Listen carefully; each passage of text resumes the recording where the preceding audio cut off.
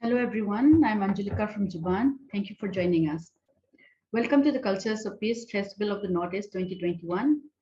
This year, we are looking at feminist responses to ecology through the themes of activism, academia, and performing arts, and listing a series of webinars, podcasts, video interviews, etc. on various aspects of ecology, climate change, climate crisis, and ecology in performing and creative arts in the Northeast. The program is curated by Angela Rangad and myself, Thingnam Girija.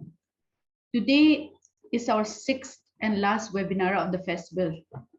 It is titled New Ways of Telling, Ecology and Expression in Northeast India. And we have three unique personalities: filmmaker Dr. Meena Longjam, bird watcher, wildlife photographer, and cartoonist Deborshree Gogoi, and educator and flower hunter Thingnam Girija, joining us to discuss the various creative ways that practitioners in the region are using to address environmental issues and documenting their impact on women's life and communities in the Northeast. Our moderator today is Sadaf Wani. Before we start, I would like to go through a few introductions before we begin, and you'll find some interesting links coming via the chat box as well. Zubaan is a feminist publishing house and NGO that chronicles and participates in women's movements in India and South Asia. For more, you can visit our website given in the chat box. The Cultures of Peace Festival of the Northeast program is a collaborative project run by Zubaan and the Heinrich Böll Stiftung Regional Office, New Delhi. The project aims at creating spaces for dialogue within civil societies in the 8 northeastern states: Arunachal Pradesh, Assam, Meghalaya, Manipur, Mizoram, Nagaland, Tripura, Sikkim, and contiguous regions. Through diverse forms of cultural production, writing, music, film, theater, media, art, and more, this ever-evolving festival attempts to foreground many key issues that concern the region and its relationship with the rest of India or the mainland, against a broader framework of gender, identities, indigenous rights, and peace building. In 2020, as part of the 10th year celebrations of the Cultures of Peace program, a multimedia resource, a media archive, was created to bring together the learnings from the past decade and to house video interviews, podcasts, essays, artwork that showcase the work of artists, writers, musicians, and other cultural practitioners we have engaged with over the last decade. The building of the archive in 2020 was supplemented by a series of online engagements centered around two themes: food cultures of the Northeast and women in music in the Northeast. 5 webinars and a film release was organized, and you can watch this via the link given in the chat box. The production of materials such as video interviews, podcasts, and essays for last year's program are also underway. The festival curators then were Fonzoy Borbra, who looked at the theme of food and cultures, and Anungla Joy Longkumar, who worked on music. This year, we will be releasing curated materials from Cultures 2020 and at the same time creating more resources like essays, podcasts, feminist interviews, feminist lab sessions, etc., to further our engagement and support the ongoing discussion in the Northeast. Find out more about this project via the link given in the chat box. I would now like to introduce our panel for today. Dr. Meena Longjam is an award-winning independent filmmaker and the first woman filmmaker from Manipur to bag the national award for her documentary Auto Driver, which is based on the life of a woman auto rickshaw driver in conflict-ridden Manipur. In 2015, she launched Aramin Media to produce films related to women's lives and publish books related to the media and the arts. Meena is a single parent of 2 doting kids. We are excited to also have a short screening from her film, Achoubi in Love, today during this webinar. Deborshree Gogoi is a wildlife photographer, bird watcher, and wildlife cartoonist from the easternmost district of Tinsukia, Assam. His cartoons focus on nature, wildlife, man-made disasters, and human atrocities on the planet. Deborshree has also done cartoons and illustrations for organizations like Bombay Natural History Society, Oil India Limited, Aranyak, State Bank of India, One for Blue, Zigzag India Tours, and Hill, to name a few. His cartoons feature regularly in the Assam Tribune's Horizon. Presently, he is serving as an assistant professor in the Department of Commerce, Digboi College. You can find out more about his work at his website, the link to which is given in the chat box. His website is called thewildscapes.in. Thingnam Girija is an educator by profession and a flower hunter by passion, together with Dr. Tabis Qureshi, who teaches in Jamia Millia Islamia. Girija is a co-creator of the website www.flowersofindia.net, which is one of its kind repository of flowers from different parts of India. For this work, she has won many awards, including Young Achiever Award 2010, given by the Northeast Center for Environmental Education and Research, INFA.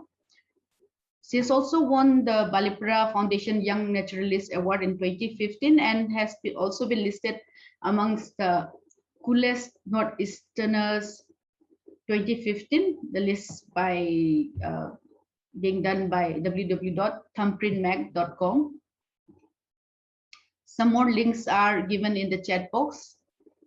Our moderator today is Sadaf Wani. Sadaf Wani is a researcher from Kashmir and a project research associate at Zubaan. Her research interests lie at the intersection of urban sociology, gender, and visual cultures. Thank you all once again for being here. Please do listen carefully to the rules for participants attending today.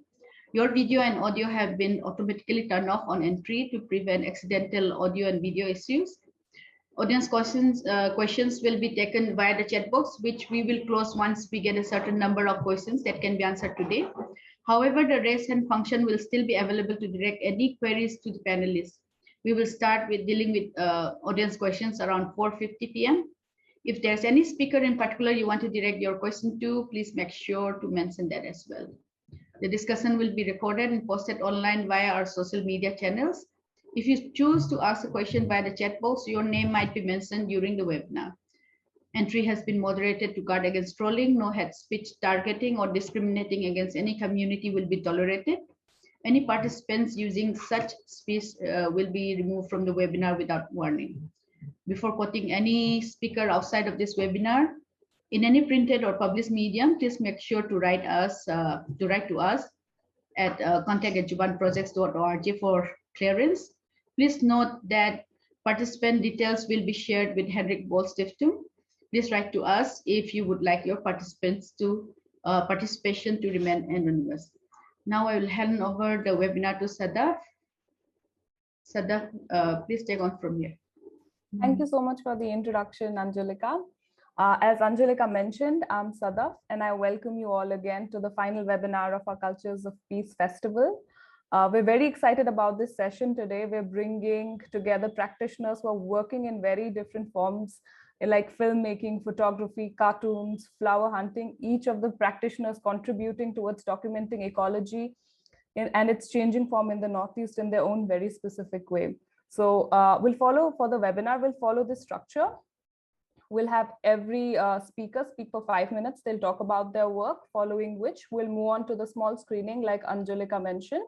It'll be a 10-minute screening, and then we'll move on to the question and answers. For our participants, you can if you have any questions throughout the course of the webinar, you can keep sending it to us in the chat box, and we'll collate them and we'll ask them to our speakers at the end of the webinar. I think so. Without further waiting, we can start with our speakers. I think first, Meena, we can start with you, and then we can go on to Deborshree and then Girija. Meena, please take over.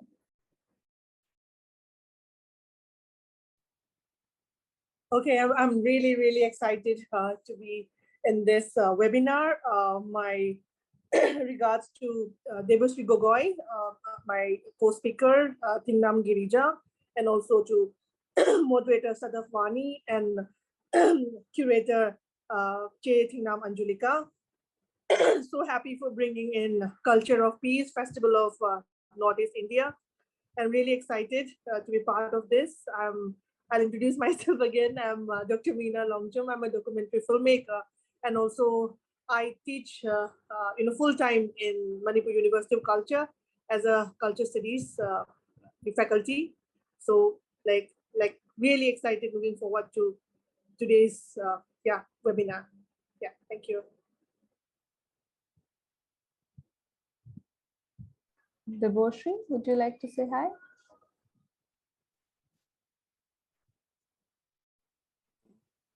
A very good evening to everyone present here. it is really a great pleasure for me to be present in this particular webinar. I feel privileged to be sharing the platform with a learned audience and our speakers. I am Deborshree Gogoi, and for the past many years I have been doing cartoonings.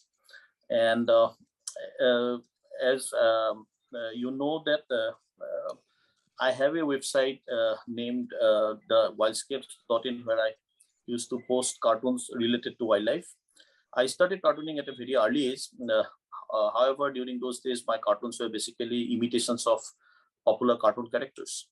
And where during my college life, I actually joined one cartoon competition where I came first.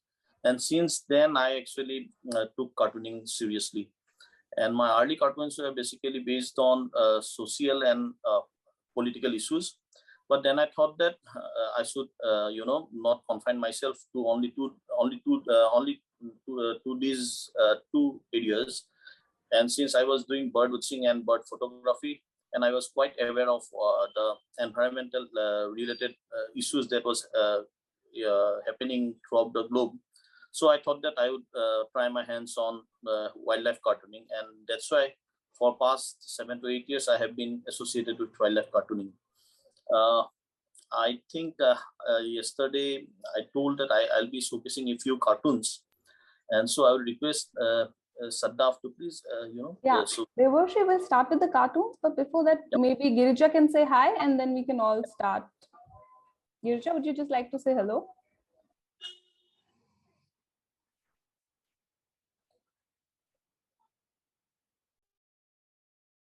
Girija, you're on mute.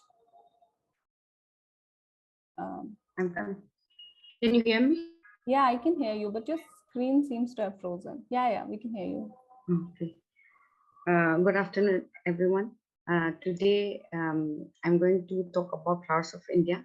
Although I'm a special educator by profession, I have worked with the special children for more than 10 years. First of all, I would like to thank Zubaan for giving me such a nice opportunity to share my experience. During my childhood, I used to observe the trees and flowers and plant a lot, but I couldn't do much while I was in Manipur. So I moved to Delhi. There I met Dr. Tabish Qureshi. He is a professor in Jamia Millia Islamia. So together, he also has a certain interest in plants and flowers. So we just started taking pictures of the flowers, garden flowers, wildflowers. When we tried to look for the identification, we couldn't get good books on, especially on the Indian books. And there was no good information about the flowers on the website. So we thought we should start a site. So together we traveled to various parts of the India,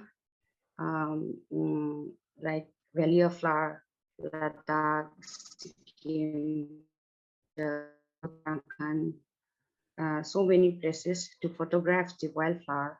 Then in May 2005, we started the site. Flowers of India. Thank you. Girija, we'll come back to you again because we'll ask you for a longish, like when you talk about your work in a more elaborate sense. This time we were just going to say hello. I think Deborshree, we can start with you. You wanted to show us some cartoons and talk about your work. After that, Meena, would you like speak for 5 minutes telling us about your work and its relationship with ecology and how it has influenced your work? And then we'll move on to Girija, and then we can hear more about flower hunting because that sounds very exciting. So Deborshree, over to you. And Vidisha will be sharing the screen while you speak. So we can start whenever you're ready. Sure.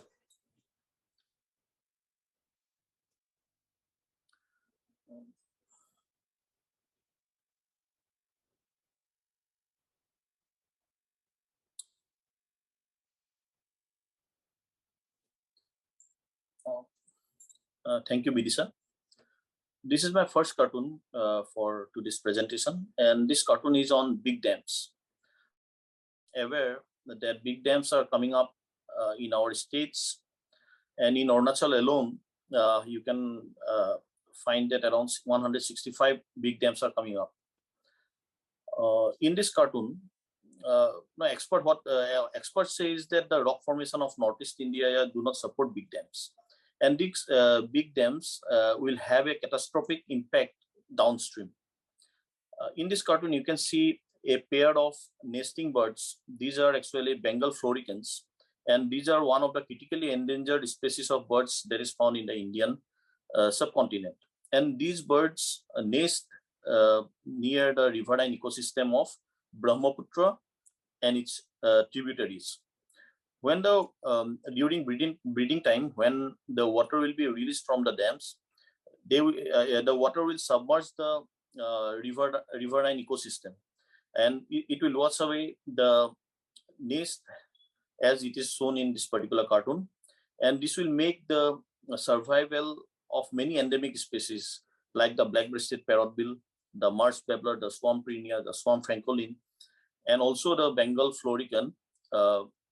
It will threat the survival of these species. That's why, in order to create awareness about the ill impacts of big dams, I have made this cartoon. And if you go through the second cartoon is on palm oil cultivation. Recently, what the government has done in one of its announcement, it has encouraged the farmers of Northeast India to take up palm oil cultivation. We already know that palm oil cultivation has already destroyed much of the rainforest of Malaysia, Indonesia, Papua New Guinea, and many countries of South America. And it has also, threatened the very survival of orangutans in the wild. And if we encourage palm oil cultivation in Northeast India, then it will have a devastating impact on the biodiversity of Northeast India. That's why what I would urge is to discourage palm oil cultivation in Northeast India for securing its rich wildlife. My third cartoon is on illegal encroachment, especially encroachment of wetlands by corporates, by capitalists near big cities and towns. Here you can see 3 white-winged wood duck. White-winged wood ducks are the rarest duck species in the world, and they are also the state birds of Assam.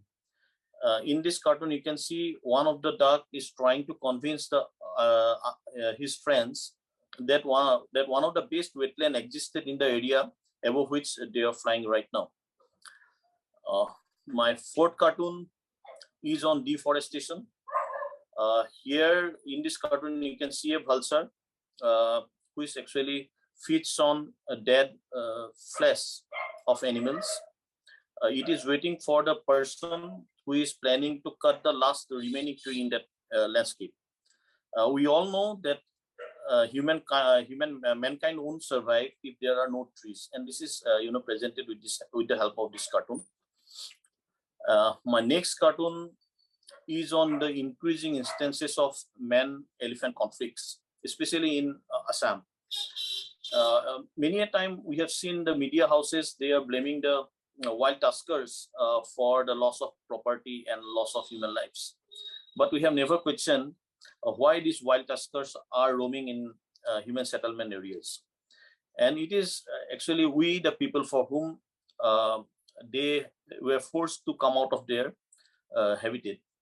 In this cartoon, you can see that we are destroying their forest, we have mined their lands, and thereby we are forcing them to come out to the human settlement areas. And in this way, human-elephant conflicts are increasing. And what I would like to urge to the government is that very quickly we have to secure all the corridors, natural corridors of elephants, and we also it is also important to protect the human habitats. And apart from that, what I also do is do comic strips. And in my comic strip, my central character is a little girl named Sumu. And Sumu is a girl from Tinsukia who explores the wilderness of Northeast India. She visits different forests, different habitats. And so what she tries to do is try to spread the awareness about the rich biodiversity of Northeast India and also the various issues associated with these ecosystems. Here in this cartoon, you can see Sumo visits Maguri Motapungbil in order to see the Gangetic River dolphin. Gangetic River dolphin is the national national aquatic animal as well as the state aquatic animal of Assam. And the very survival of Gangetic River dolphin is threatened by this water pollution, hunting, as well as big dams. This is represented in this particular cartoon. My next cartoon is on Eagle Nest Wildlife Sanctuary. Here, Sumo visits Eagle Nest Wildlife Sanctuary, which is situated in the Tenga Valley of Arunachal Pradesh. And this wildlife sanctuary is one of the most sought after birding destination for many in throughout India and the globe. And this wildlife sanctuary is particularly famous for the Bugun Yochikla, a bird that was new to science, and it was discovered only in the year 2006. As per estimates, there are only about 50 to 60 individuals left in the wild. And my last cartoon is on Dihing Patkai Wildlife, Dihing Patkai Rainforest. You might have heard about the campaign I Am Dihing Patkai, which was initiated by a number of youths, in order to, raise their voice against the NBWL's permission to allow open cast mining in Dihing Patkai Rainforest. And after that, I made this cartoon. And this cartoon is basically aimed at creating awareness about the rich diversity of Dihing Patkai Rainforest. For today, these are the 8 cartoons that I would like to present before you. I hope you will like this. Thank you.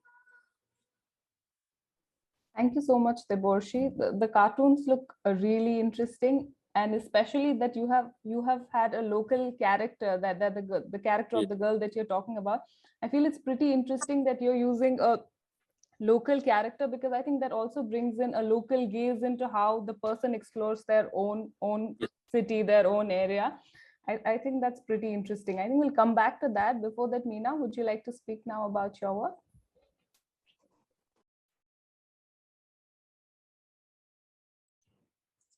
Thank you so much for getting over to me.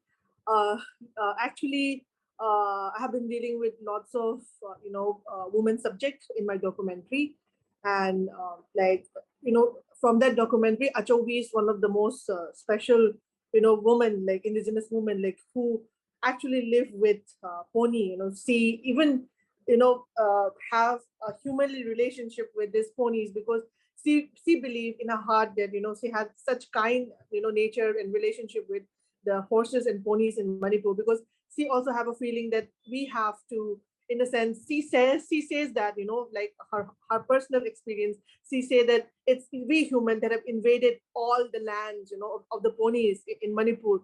And it's because of that they have come out, in the cities, just to get hit in the road and, in the sense. So she has been, in a sense, a very important character in the documentary. And Achoubi is a very special lady, because she also not only, we know that we name our pets, we give names to our pets, but she's a kind of woman that she have even Janam Patri, for the horses, which I don't think, not many, human will do that. So she has a very close affinity to the ponies. And I feel that people say, indigenous peoples are illiterate, indigenous peoples are, underdeveloped, they are backward. But I think it is the indigenous people who uphold our ecology and, our environment. So it has been, wonderful time, I devoted during the making of this documentary, Achoubi in Love. And hopefully we will also watch 10 minutes excerpt of my documentary Achoubi in Love in this forum. So and she knows that pony being completely getting endangered now, because it's been dwindling, like 2018 this thing, like it was already, I think, 500 below. Our ponies have been numbered at 500 around. So our indigenous ponies are literally going, in the sense, disappearing. And not many are taking care of the ponies, but literally we are after, all these superlatives of higher, bigger, and taller, making statues of ponies and the horse thing, but they don't literally go into the grassroots and go to the periphery and look how the pony farmers are managing to feed horses.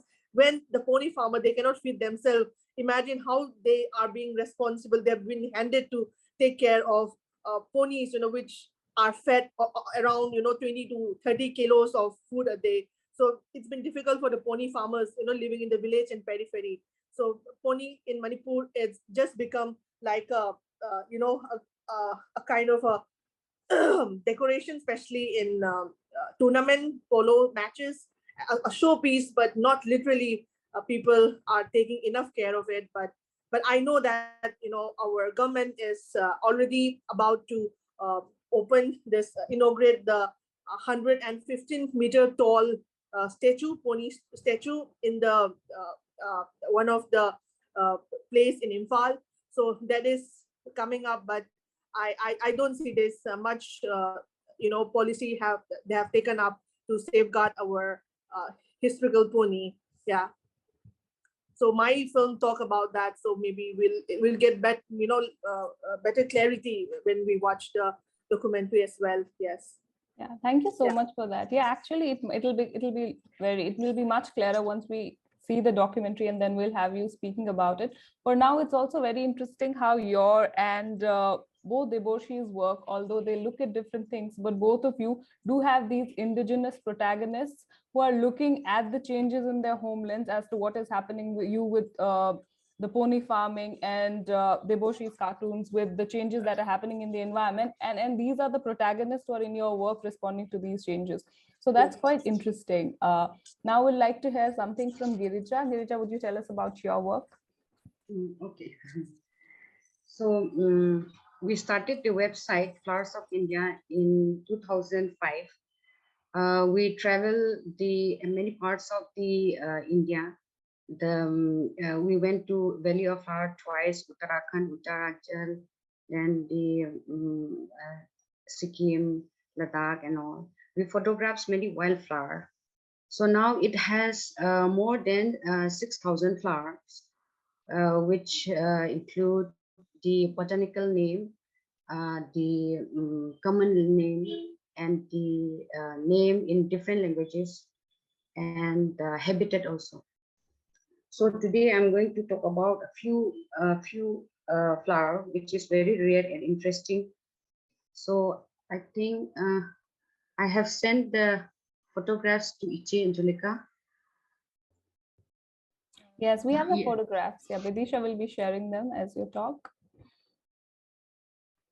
Yeah. So the first one, this is Steroid Iris, which is found in 2018. It doesn't have a botanical name yet, but we found this flower blooming at the Steroid Hill. So this is another really interesting plant which we found in Manipur. And the next one, the bell flower Melusa. It was found in Mizoram.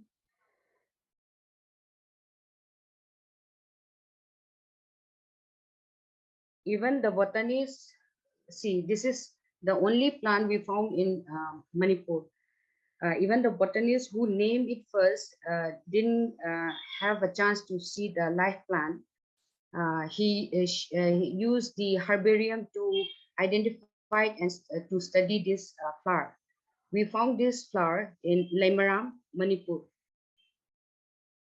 And the last one,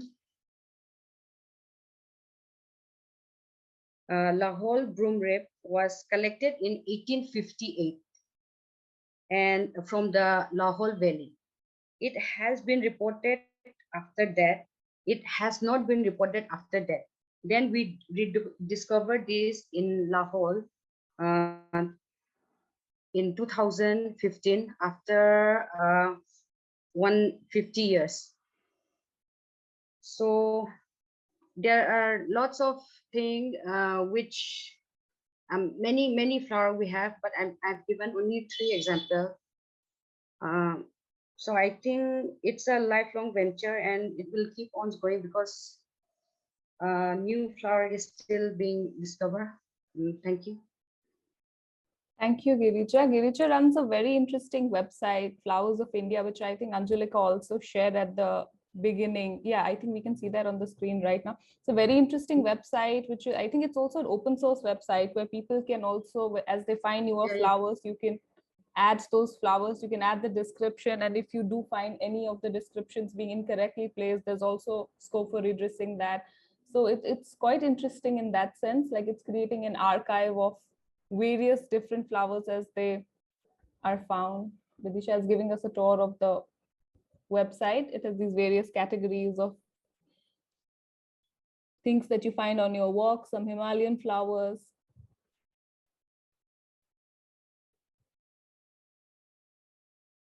So it's an interesting source of documenting it because people, as they go along, like Girija also mentioned, they've been going to different places. And wherever they go, they find some of these flowers end up being quite rare. And like she also mentioned, some flowers who were spotted after a gap of 100 years. So that is there. Thank you, Vidisha. Now I think we can go and have a 10-minute, we can start with a 10-minute screen sharing of the documentary. We'll watch it for 10 minutes and then we will come back and have a discussion. And we'll also talk about what we just discussed, each of you, when you talked about their work. So I think for now we can go ahead with the documentary. It'll be a 10-minute screening. Sadaf, just adding that we'll put the link also on the chat box for people for whom the video might lag. Yeah, thank you, Vidisha. Also about the documentary, about the movie, for those of you who don't know, I'm going to read a small synopsis. So Achoubi, a widow in her early 70s, defies degrading health and family to keep the battle of restoring her female-only polo club. Ponies immerse her into a sensuous world of love, care, and relationships, which manifest a personal narrative of Achoubi caring for the unprotected and extending her delightful universe for an inclusive living. The movie has been selected at festivals in Ithaca, Kathmandu, Thrissur, Trivandrum. It has been directed by Meena, like we know, in 2019, and the producer and commissioning editor is Rajiv Mehrotra. We can start with the screening now. Thank you, Vidisha.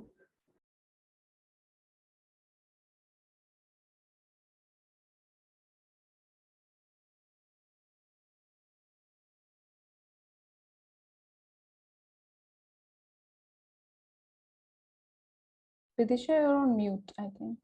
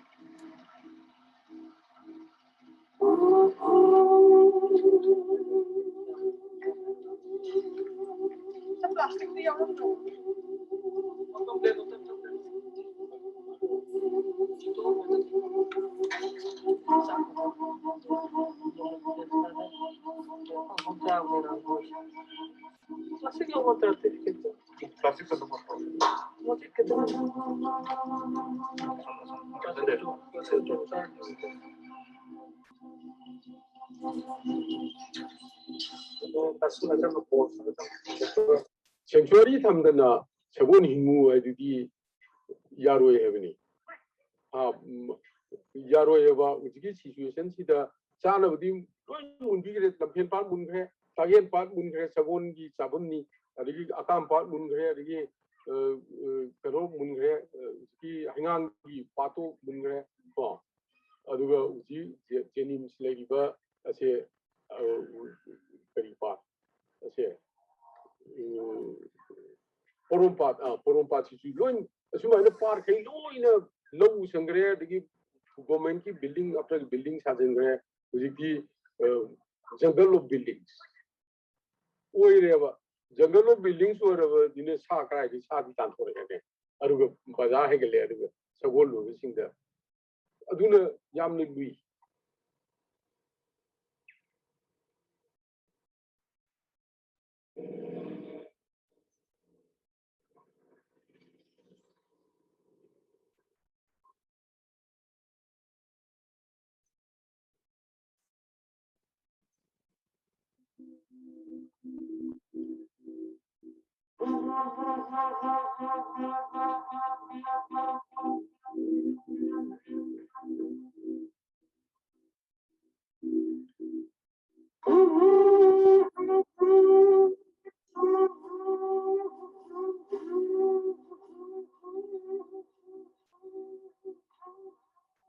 Pony farms political project on the top of Rava. Hadi pony in pony habitation should be later from Tinkai Kuno by the top of Rava. Where there is no grazing ground, where there is no availability of water.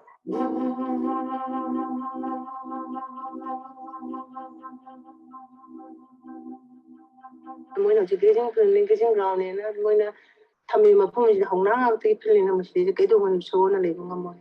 And no sixty point is a laying without the Pami Mackenzie to Tatipam, but it is so on a Sabia. Since I cannot be moina bams of Shamata, I pamam de.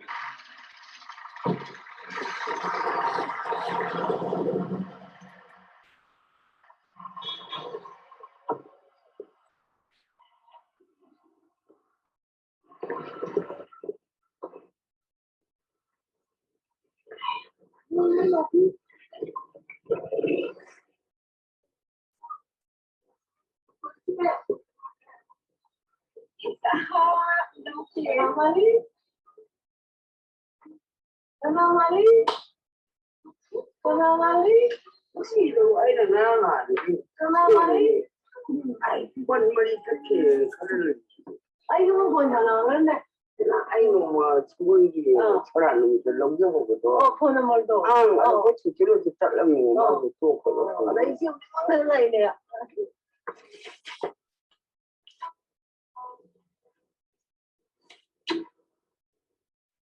I tell Sagol is a player for seen a player for the Sagol money. Sagol, Sagol can either players you could see players in Zoom much of time have the Sagol you could see money, Jurani, Adoni, Nana, Kampal, I choose hard, Abanana chart, I choose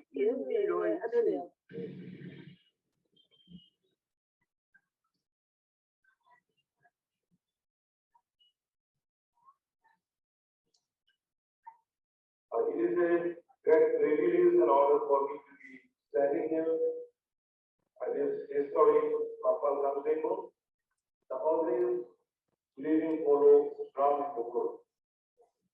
Siguma Manipur na the Kudo of Sabor Pake Manipur Sakura Aruba Kalse not you are giving a mother when it was a teach about Kudo Nasi, Number Kumaka, Manipur is an action now.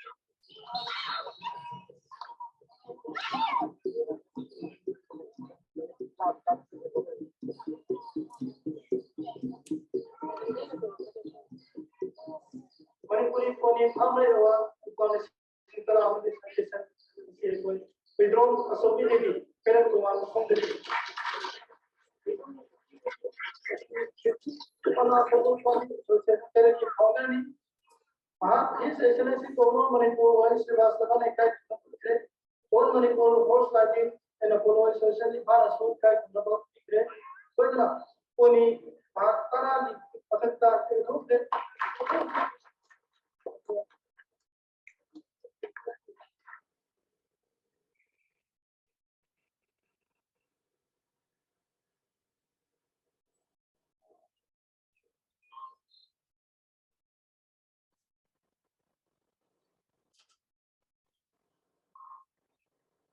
I didn't know what Bambam family has said no one tried to look at me.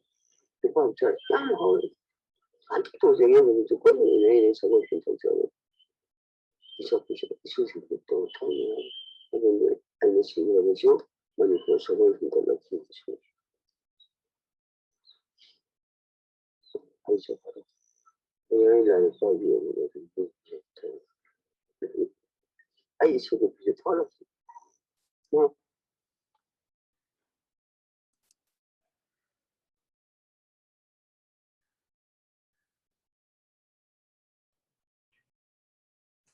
Thank you for screening that, Latisha. Thank you so much. That was quite powerful.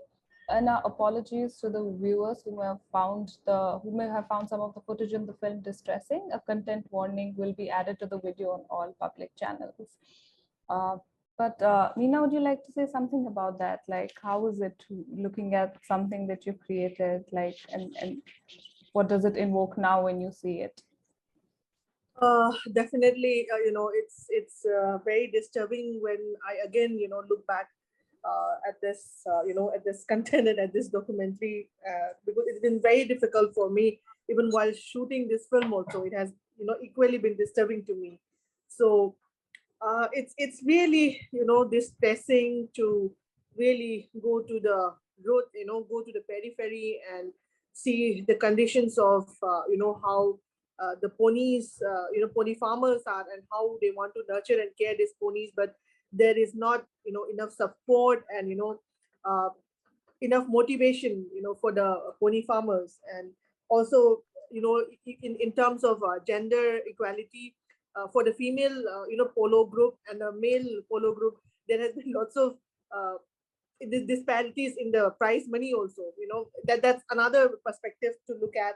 But yeah, like actually, yeah, and Achoubi herself, she has been saying that, she before she died, she dreamed of a sanctuary, filled with all this semi-wild ponies running freely. It's one of our dreams, and she keep telling me that let's do something, let's approach the government, let's take this film to the government again, make them, see this and tell them that we need a green, lusty, sanctuary for them to survive and not just the statue up on the hills. So that's what she's been, wishing. And she's also like being old, her health is also deteriorating, and that has been her ultimate wish, for the ponies. And we know that Manipur is like still in the underdeveloped stage, and there's lots of developmental work going on, like how the palm cultivation thing, like I think it's affecting the entire Northeast region as well. But also in Manipur, in the name of development, we have already infringed and invaded all these wetlands and agricultural lands into either government buildings or institutional buildings. So that is also another reason why slowly all this ponies and ecological balance has been harmed.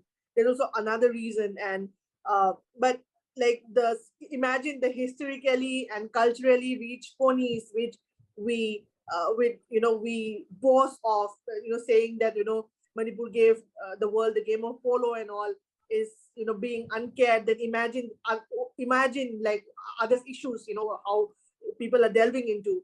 So there's so much to be done on that area as well.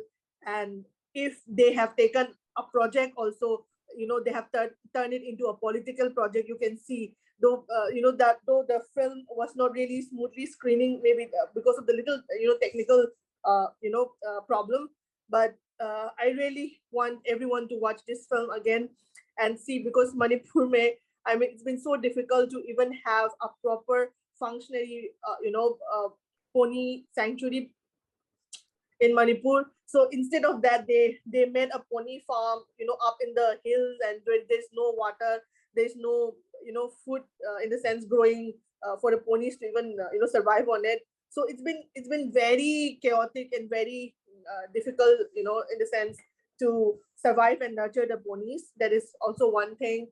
And despite Achoubi, I myself recently, I came across a very sad incident in Manipur, because we have also a culture of worshipping, all these ancestral trees in Manipur, which is around 200 to 300 years. And we have this sacred grove culture. We know that, through we call it Lai Harauba and all.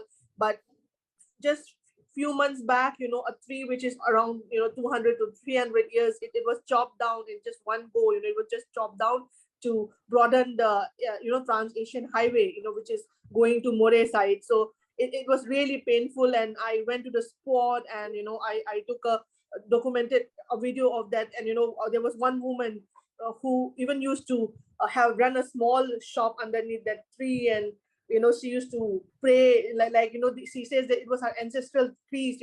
Her forefathers had left, and the Sarkari people, they just came and chopped the tree, and they just went off. So that video became quite viral. And so it's been really sad, but I'm really happy that all these issues of ecology and environment should have equal importance, with all kinds of issues we're looking at, the kind of importance they give in election, the kind of importance they give on all this promotions. I think it's equally important that we run lots of webinar and lots of project oriented, all this ecological thing. I think this will do make a whole lot of difference in change. So I'm really grateful for today's opportunity to screen this small film and make people aware that this is the real thing that's happening in Manipur. And also maybe, such things are happening all over the world these days, in the name of development and, Thank you so much for sharing that with us. I think even the 10 minutes that we saw right now, it gave us a glimpse into how the capitalistic greed is pressing upon the relationships that indigenous communities have been sharing with their plants, animals, and ecology in general. And it also leads us to this point where we have to think that now, as the times are changing, is it possible to reimagine these relationships in a way that is sustainable? Even what you're saying, this idea of a century that you also mentioned was Achoubi's dream. I think it brings us to that question that even if this development discourse is running, is it possible for it to go in a way that is sustainable and that does take into consideration the sentiments that the indigenous communities have associated with these living beings? I think that that's a very important question that we can take from here. We have a couple of questions from the participants. Yeah. So we can start. We have a question for Deborshree by Rashmi Mala. And the question is, she says, your comics and cartoons are brilliant. I've been following them quite regularly. Would like to know how your comics are received, especially among the young adults. Deborshree, would you like to respond? I'd like to thank Mala for this question. Actually, I don't know whether I have how many followers in the Facebook and in Instagram. I know I have few. But if one generation is not at all, they don't at all care about environment. But the present generation is, they care about the environment. And whenever I post some cartoons, they share, and whatever means I make the cartoons that I make. What I do, I generally post in my website and also in social media. And from some of my friends, I come to know that few people, they have been sharing that cartoon in WhatsApp groups, or they have been sharing in their timelines. But actually, I don't know, but I feel optimistic that I'll keep on drawing cartoons in order to, create awareness about the rich diversity of our area. And someday I might get some good response from the youngsters. We're pretty hopeful too that the discourse amongst young people about nature and conservation is picking up gradually. We have another question from a participant. It's for Girija. I'll read it out. It's by Debu Mitra Das, and I'll read it out, Girija, and then you can respond. Whatever you said was very interesting, and the pictures of rare flowers were very beautiful. I'd like to know, how do you choose the locations for flower hunting? I mean, do you just randomly select places for flower hunting, or there are some ways or thoughts behind you choosing the locations?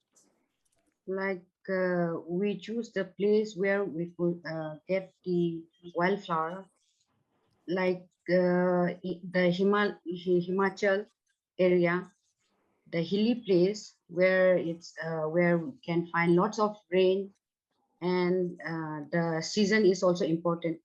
Like after the rain, the flower blooms. So we don't go during the winter or the. So we try to find the place mostly the place where it should be a wild place. I mean. Okay, thank you so much for that. I have another question for Meena, so I'm going to read that out. Meena has an academic background and continues her engagement with academia in different capacities. The questionnaire wants to ask, the person asking the question wants to ask you, what made you switch towards the visual medium such as cartoons? Okay, I'll just rephrase the question and tell you. So you have an academic background. In fact, you and Deborshree both have an academic background, but both of you have made a switch towards mediums which are very visually dominant. You have chosen filmmaking, and Deborshree chooses cartoons. So I want to ask both of you, but Meena, you can go first. What made you change this medium, and how has this change of medium affected your ability as a storyteller? How do you think it has changed the way you're telling stories? I think like both audio and video medium is so powerful these days, and also coming of social media in today's world. Like, in a sense, I think in today's generation, more than 90% above, they use social media. And if you want to make an impact, you need to use video, powerful storytelling with visuals and with equal impact of voices to make it more in the sense to resonate the story more better. So I feel that more than, and people these days, they don't have time, and everything is, they go in a wave. So, and also the short film making is also very powerful. Like in a short gist, you try to tell a very powerful story. So it's important to document, very powerful lines or dialogues, or impactful audio, to make that impact. You want to make an impact, actually.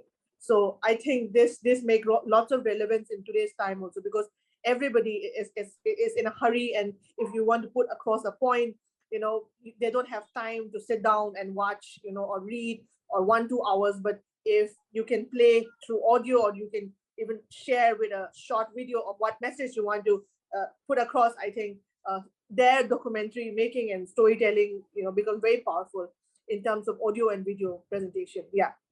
So that's how, like, in a sense, not just academic writing, in a sense, I'm not saying that scientific papers and academic writings are not, doing enough, or doing, in a sense, not saying that they are not being impactful, but I feel that we have to try from every possible corner to, trust in, what's important and what's the need of the hour, like the conservation of our environment, ecology, or any stories that feels, the importance of, yeah, in our time. Yeah, I think so.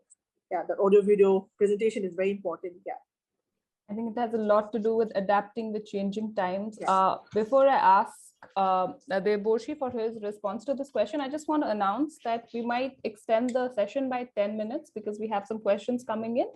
So I just wanted to make that announcement. We'll be extending it by 10 minutes. So Deborshree, do you share the same Actually, feelings as in my case, it is opposite, because cartoon came first, then I joined the occupation.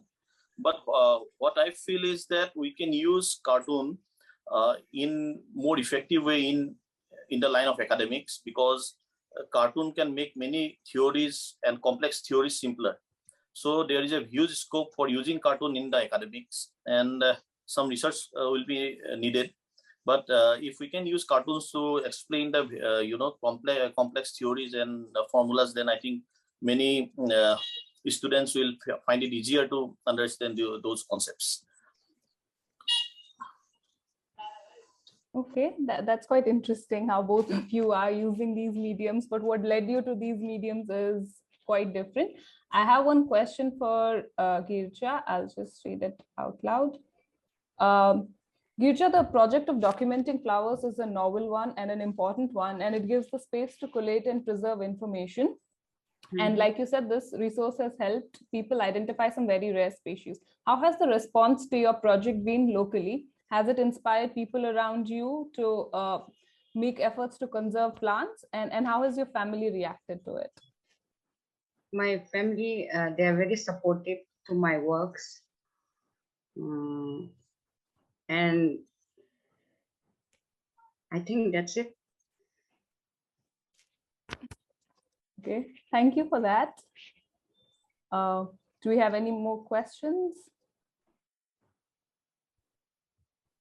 I see no more questions in the chat box. We have one more question. I'm going to read that out loud. Okay, this is actually a question from me, because all of you are exposed, all of you are in professions. Girija is an educator, both of you are teaching at universities, and all of you are involved in professions where you are constantly exposed to students, where a lot of the people that you deal with are students and are from different generations. And a lot of people who are growing up right now are witnessing the catastrophic effects caused by climate change.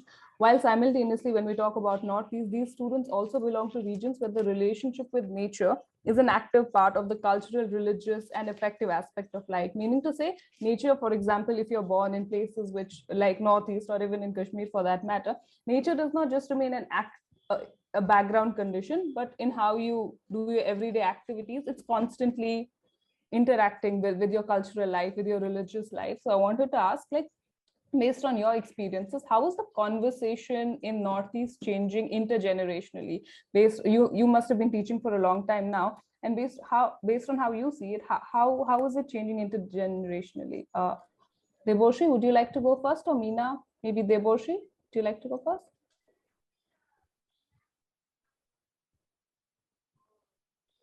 Actually, I have seen the changes in the generations.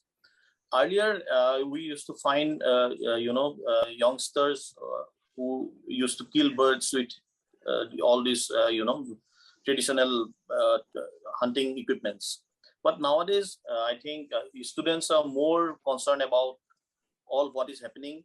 They have realized that all these animals, they are matter, they do matter. And especially in Assam, I have seen that these hunting practices are minimizing. And whenever I go to Arunachal, there also I have seen that particular change. No, nowadays what is happening because of these tourism activities, especially with regard to bird tourism and because of growth of that type of tourism, people are becoming more aware. Now they have realized that instead of killing the bird, if we can show the bird to the tourists, then we can earn something, no? And this earning is related to hunting because they used to hunt for meat and for money. Now, since by showing the birds or by showing the animals they can earn, they have realized that it is better not to hunt. And this is happening not only in Assam, but also in, when I go to Misimi Hills, there also I have seen that change. People are not hunting nowadays. They are into these tourism activities. They have, engaged themselves in as bird guides. They have engaged themselves as tour operators. And nowadays, this type of hunting activities are not taking place, and people are more aware. It is not like the generation who used to cut trees, or hunt animal for meat. Nowadays, the present generation is more aware, and since they are, they have this one they have the social media also accounts, and all these activities, regarding this awareness and all these type of activities are coming up with social medias. They are quite aware, and they are not. They have given up this hunting activity. This is the sense that I can see. That's actually quite a positive sense that we're hearing. And finally, we're also hearing some of the positive changes that social media is also bringing about. Meena, do you share the same sentiments in how you're interacting with your students, and what has your experience been like? Yeah. Yeah, actually, when we are at this university level, in a sense, teaching your graduate students or master students, we are just facilitators. We teach and learn together. Actually, the knowledge process is always it's all exchange. So I have lots of in a sense lots of youths who they follow me, and also I also in return learn from them as well. So I have a few youths in the sense who love photography and who love very in the sense who does very amazing works with even graphic designing or nature work photos. So recently I have been working on a small subject called it's a small project on a documentary on revival of our indigenous rice.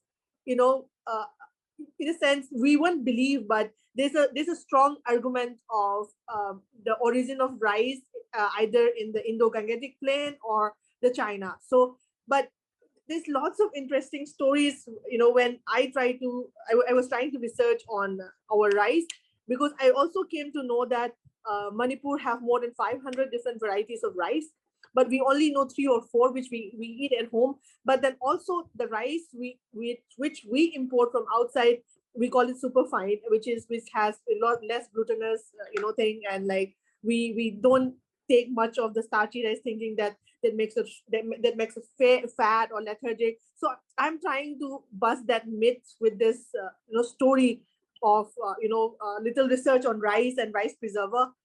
So I have been engaging some youths in this story, and they are very, very excited to work on this project. And so yeah, so practically every topic I would love to get down on the in the sense practically and do something on it. Yeah, but I'm not a very good orator. I don't talk really great, but yeah, I believe in doing more. Yeah. Thank you so much. That was quite interesting. Girija, would you like to add something to how the response has been to your work, like locally from your students or like young people around you? How do they react to all the flowers that you collect, and how, you know, what are their responses like? You're on mute. Yeah. The most interesting part is that even my husband, my daughter, recently we went for this farm, in a farm. She also spotted the flowers, and whole my family, my sister, my mother, they also love doing flower hunting. So when I was in Delhi, so there was a less communication, but they used to send the pictures of the flower wherever they find it. Even from Arunachal, my sister, she's putting up there. She has also contributed lots of flower from Arunachal. And my sister, who is staying in Tripura, she also sent 2-3 flowers, which is new to our site. So that's quite interesting. So the entire family is involved in the flower hunting, as we can hear from you. Actually, we also have one more question for you, which has come from Annie, which says, any idea how many new flowers are discovered for the first time with the Flowers of India team? More than 6,000 flowers. Okay, that's quite a lot. Very nice. So these flowers are already like, these are the 6,000 flowers which are already put on the website.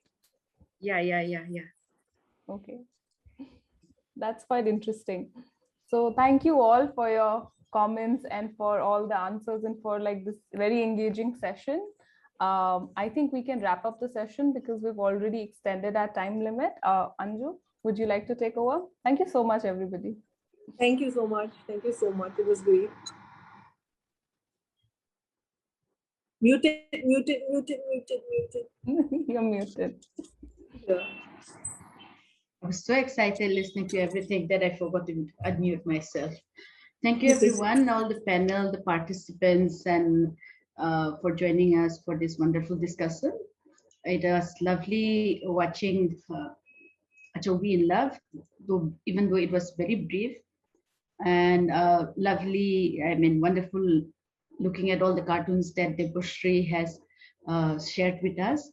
And thank you, Girija, for sharing information about your website of flowers. It's interesting how a lot of the flowers, there's not only the picture, there's a short description, the scientific name, and even names in various languages from various Indian languages.